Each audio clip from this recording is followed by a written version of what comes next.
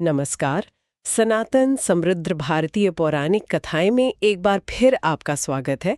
ये हमारे दूसरे सीजन यानी रामायण पर आधारित सीजन का दूसरा एपिसोड है। अगर आपने पहला एपिसोड नहीं देखा है तो उसका लिंक आपको नीचे विवरण में मिल जाएगा, उसे ज़रूर देखिएगा। आज हम भगवान राम के बचपन के उन अनमोल सालों की गहराई में उतरेंगे। जी हाँ, आज हम अयोध्या के उन शुरुआती दिनों को देखेंगे। राम का जन्म, फिर उनका अपने भाइयों के साथ जो एक खास रिश्ता था वो, उनकी शिक्षा दीक्षा, और कैसे बचपन के खेल और अनुशासन ने उनके उस दिव्य चरित्र की नींव रखी। ये जानना काफी दिलचस्प रहेगा कि उनकी ये शुरुआती अनुभव बाद के जीवन के लिए कितने महत्वपूर्ण साबित हुए। तो कहानी शुरू होती है अयोध्या में, राजा दशरथ की यहाँ पुत्रों के जन्म से। बिल्कुल, है ना? राम, भरत, लक्ष्मण और शत्रुघ्न, बड़ा उत्सव हुआ होगा। और ज्येष्ठ पुत्र राम, महारानी कौशल्या के पुत्र, वो तो जैसे सबकी आंखों के तारे बन गए। कहते हैं उनके जन्म के बाद अयोध्या में एक अलग ही शांति और समृद्धि आ गई थी। स्वभाव से भी वो बचपन से ही शांत, सौम्य, लेकिन एक अनोखी ऊर्जा भी थी उनमें। बिल्कुल। और सबसे खास बात, चारों भाइयों के बीच का प्रेम, वो अद्भुत था। हमेशा साथ रहना, महल के बगीचों में खेलना, गुरु वशिष्ठ से शास्त्रों का ज्ञान लेना, साथ में धनुर्विद्या का अभ्यास करना, सब साथ साथ। उनके बाल लीलाओं के किस्से भी तो हैं। कभी माँ कौशल्या से कुछ शरारत कर दी, कभी पिता दशरथ के पास जाके लिपट गए। इन छोटी छोटी साधारण सी लगने वाली बातों में भी उनके वो असाधारण गुण झलकते थे। ये खास था। ये बात सही है, लेकिन एक राजकुमार के तौर पर जहाँ हर तरह की सुविधा थी, उनके चरित्र निर्माण में माता पिता और गुरुओं की भूमिका वो कैसे रही होगी? खासकर आपने प्रेम और अनुशासन की बात की, तो इसमें संतुलन कैसे साधा गया होगा, ये थोड़ा बताइए। ये बहुत अहम सवाल है। देखिए, माता कौशल्या ने उन्हें स्नेह दिया, करुणा सिखाई, आत्मसंयम का पाठ पढ़ाया।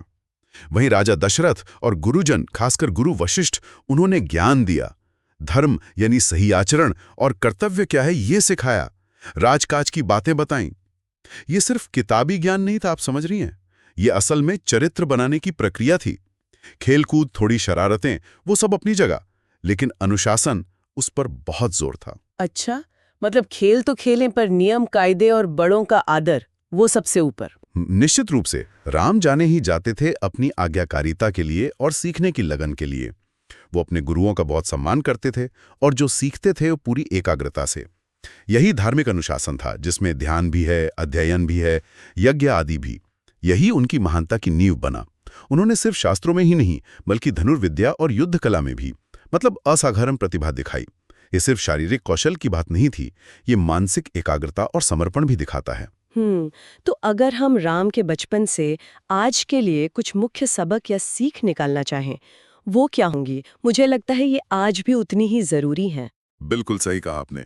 पहली चीज तो है आज्ञाकारिता, माता पिता, गुरुजन, उनका सम्मान, उनकी बात मानना, और ये सब अपनी वो जो बचपन की स्वाभाविकता है उसे खोए बिना। दूसरी बात अनुशासन, चाहे पढ़ाई हो, खेल हो, ध्यान हो, एक नियमित दिनचर्या। इससे अंदरूनी शक्ति बढ़ती है, फोकस बढ़ता है। तीसरा, दया और करुणा। उनका व्यवहार देखिए, सिर्फ मनुष्यों के लिए नहीं, सेवकों, पशुओं, हर जीव के प्रति स्नेह। और चौथा, साहस और खेल भावना। खेलों में भी वो हमेशा निष्पक्ष रहते थे, बहादुरी दिखाते थे, हार जीत से परे। आपने एक विशेष घटना का भी जिक्र किया था बातों बातों में, काकभूषुंडी वाली। क्या उस पर थोड़ी और रोशनी डाल सकते हैं? क्योंकि मुझे लगता है ऐसी घटनाएं उनके उस दिव्य स्वभाव को और उजागर करती हैं, है ना? काकभूषुंडी वाला प्रसंग बहुत गहरा है। वो एक ज्ञानी भक्त थे जो कौवे का रूप धरकर राम की बाल लीलाएं देखने आए थे, और एक मौके पर राम ने उन्हें अपने विराट यानी वो जो ब्रह्मांडीय रूप है उसके दर्शन कराए। तब काकभूषुंडी को उनकी दिव्यता का एहसास हुआ। ये घटना और ऐसी कई और लीलाएं ये दिखाती हैं कि राम बचपन से ही कोई साधारण बालक नहीं थे। उनके इन्हीं गुणों और अनुशासन के कारण बड़े बड़े ऋषि मुनि भी उन्हें पहचानते थे। वो देख सकते थे कि ये बालक आगे चलकर कितना महान बनेगा। बचपन में मिली यही शिक्षा, यही गुण, यही संस्कार आगे चलकर उन्हें मर्यादा पुरुषोत्तम बनाते हैं। वाकई राम का बचपन सिर्फ किस्से कहानियां नहीं है, ये तो जीवन जीने की कला सिखाता है।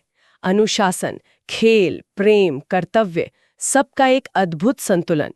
और ये सोचने पर मजबूर करता है कि बचपन में डाली गई छोटी छोटी आदतें, छोटी छोटी सीख, वो कैसे पूरे जीवन को दिशा दे सकती हैं। बिल्कुल, वही शुरुआती साल उनके महान जीवन और उनके महान कार्यों का आधार बने। अगली बार हम चर्चा करेंगे सीता का जन्म और स्वयंवर, धनुष तोड़ना पर। जानेंगे उस भव्य समारोह के बारे में जहां राम के गुण, उनकी शक्ति, उनके अनुशासन की एक तरह से परीक्षा हुई और कैसे उन्होंने शिव धनुष तोड़कर सीता जी का वरण किया। हाँ, वो उस अमर प्रेम कहानी की शुरुआत थी जिसने सदियों से लोगों को प्रेरित किया है। तो हमारे साथ बने रहिएगा। अगर आपको आज की ये चर्चा ज्ञानवर्धक और रोचक लगी तो प्लीज़ इस वीडियो को लाइक करें, अपने दोस्तों और परिवार के साथ शेयर करें। और हाँ, आपके क्या विचार हैं नीचे कमेंट्स में हमें ज़रूर बताइएगा।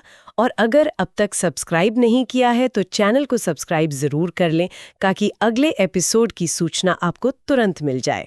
सनातन समृद्ध भारतीय पौराणिक कथाओं में हमारे साथ जुड़ने के लिए आपका बहुत बहुत धन्यवाद। उम्मीद है राम के बचपन की ये बातें हम सबके जीवन में भी अनुशासन, आनंद और करुणा के मूल्यों को जगाएंगी। जाते जाते बस एक विचार आपके लिए छोड़ जाती हूँ।